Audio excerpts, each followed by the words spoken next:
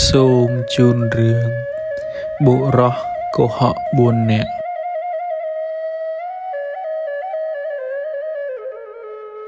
កាលពីព្រេងនាយមានបុរសកុហក4 នាក់មកជុំគ្នា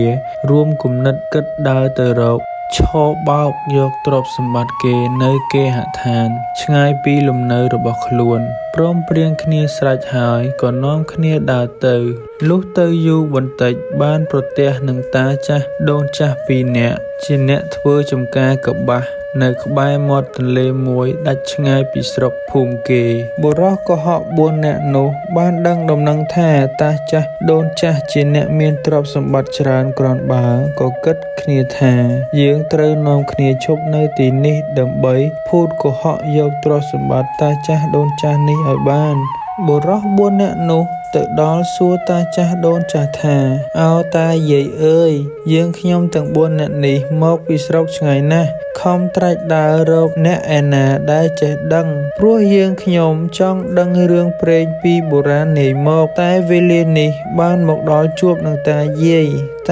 ប្រហែលជាអ្នកដឹងរឿងបុរាណមកខ្លះមិនខានបើដូច្នេះសូមតាយាយមេត្តានិយាយរឿងព្រេងអ្វីមួយឲ្យចាស់ស្ដាប់បន្តិចតាចាស់ដូនចាស់ក៏ឆ្លើយតបទៅបុរសទាំង4 នាក់នោះវិញថាចៅអើយចៅតាំងពីក្មេងដល់ចាស់ប៉ុណ្ណេះហើយតាយាយគ្មានចេះរឿងព្រេងអ្វីទេសូមអញ្ជើញចៅទៅសួររកអ្នកឯទៀតចុះបុរសទាំង4 នាក់ក៏ជម្រាបទៅយាយតាវិញថាអោតាយាយអើយប្រសិនបើជាមានគេចេះរឿងព្រេងនោះតើតាយាយចង់ស្ដាប់ឬទេអោចៅអើយតាយាយចង់ស្ដាប់ណាស់តែរកអ្នកណាចេះគ្មានបុរសទាំង4 នាក់ក៏ជម្រាបទៅតាយាយវិញដោយកិច្ចកលប៉ងនឹងយកទ្រព្យសម្បត្តិតាចាស់ដូនចាស់នោះឲ្យបានដោយងាយថាយើងខ្ញុំទាំង4 នាក់នេះចេះខ្លះដែរព្រោះបានដឹងពីជីតាខ្ញុំគាត់និទានប្រាប់តែរឿងនេះបើនិយាយទៅកាលណា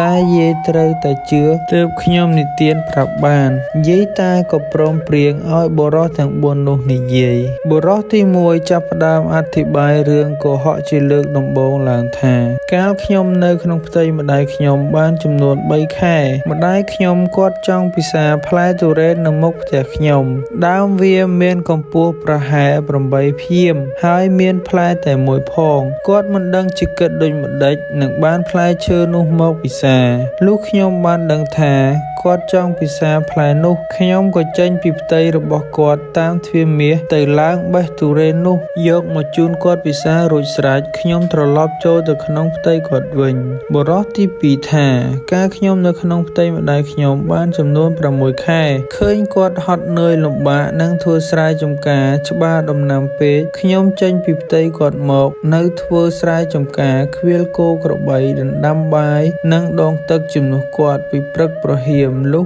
ល្ងាចអស់ការធ្វើខ្ញុំចូលទៅក្នុងផ្ទៃម្ដាយខ្ញុំវិញជារៀងដរាបមកបុរសទី3ថាអោតាយាយអើយខ្លួនខ្ញុំនេះជាទេវបុត្រជាយត់ចុះមកចាប់បដិសន្ធិនឹងម្ដាយខ្ញុំសពថ្ងៃនេះខ្ញុំចេញពីទ្វារមាសវេលាណាបានមកបំរើគាត់សពសារពើដល់ខ្ញុំចាស់ទៀបនឹងស្លាប់ខ្ញុំសូមចូលទៅក្នុងផ្ទៃម្ដាយខ្ញុំវិញដើម្បីកុំឲ្យស្លាប់ទាន់ហើយកើតម្ដងទៀតបានជាខ្ញុំក្មេងឡើងវិញបុរសទី4ថាខ្លួនខ្ញុំនេះចាប់តាំងតែពីចេញពីផ្ទៃម្ដាយកាលណាមកខ្ញុំរក្សាសិល5ចាំសិល8តែសិលខ្ញុំប្លែកពីអ្នកទាំងពួងចង់ផឹកស្រាជក់អភិនសម្រាប់ជីវិតគេក៏បានលុះដល់ខ្ញុំស្លាប់ទៅ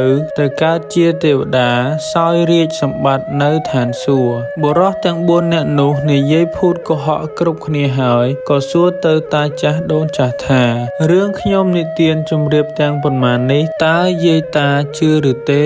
យាយតាឆ្លើយទៅវិញថារឿងនោះតាជឿហើយចៅតែក្នុងគំនិតគាត់ទាំងពីរនាក់គិតឃើញជាស្រេចថាបុរសទាំង4 នាក់នេះសុទ្ធតែនិយាយកុហកទាំងអស់បុរសទាំង4 នាក់នោះទាល់ប្រាជ្ញាក៏ឲ្យតានោះនិយាយរឿងប្រាប់ម្ដងវិញប៉ុន្តែមុននឹងនិយាយរឿងតាចាស់នោះគាត់បានសន្យាដោយបុរសទាំង4 នាក់នោះដែរលុះព្រមព្រៀងទាំងអស់គ្នាទើបតាចាស់និយាយតាថាអោចៅអើយ កាលតានិងយាយមកធ្វើចំការកប្បាសនេះបាន5-6 ឆ្នាំមានទ្រព្យសម្បត្តិប្រាក់មាសល្មមចិញ្ចឹមចៅទាំង4នាក់នេះបានតែនៅឆ្នាំមួយនោះកប្បាសមិនផ្លែសោះមិនដឹងជារឿងហេតុអ្វីមានថ្ងៃមួយតាដើររុករកក្នុងចំការទៅឃើញដើមកប្បាសមួយដើមទំហំប៉ុនដើមត្នោតមានផ្លែមួយធំតាក៏ឡើងបេះយកមកផ្ទះដល់តានិងយាយនាំគ្នាមកបកមើលឃើញមាន4គ្រាប់ក្នុងមួយគ្រាប់មានកុមារម្នាក់គ្រប់គ្រាប់ទាំង4តាបានឲ្យយាយគាត់បំបើបីបាច់រក្សាលុះដល់កុមារទាំង4នាក់នោះធំឡើងវេលាណាក៏នាំគ្នារត់ចោលតាយាយទាំងអស់ទៅឥឡូវតាឃើញចៅទាំង4នាក់នេះត្រឡប់មកវិញហើយបុរសទាំង4នាក់ភិតភ័យខ្លាំងក៏នាំគ្នាឆ្លើយប្រកែកទៅនឹងតាចាស់ដូនចាស់វិញថាមិនមែនទេតាយាយសួរទៅវិញថាហេតុអ្វីក៏ចៅថាមិនមែនបើចៅចេះតែប្រកែកយ៉ាងនេះនោះឃើញថាទោះខុសនឹងកិច្ចសន្យាហើយបើដូច្នេះត្រូវចៅទាំង4នាក់មកនៅបម្រើតាទើបត្រូវនឹងពាក្យសន្យាបុរសកុហកទាំង4នាក់កិច្ចមិនរួចក៏នៅបម្រើតាយាយនោះទៅបាទសូមអរគុណសម្រាប់ការស្ដាប់ពីដើមរហូតដល់ចប់បើមានកន្លែងណាខ្វះខាតសូមខន្តីអភ័យទោសផងបាទ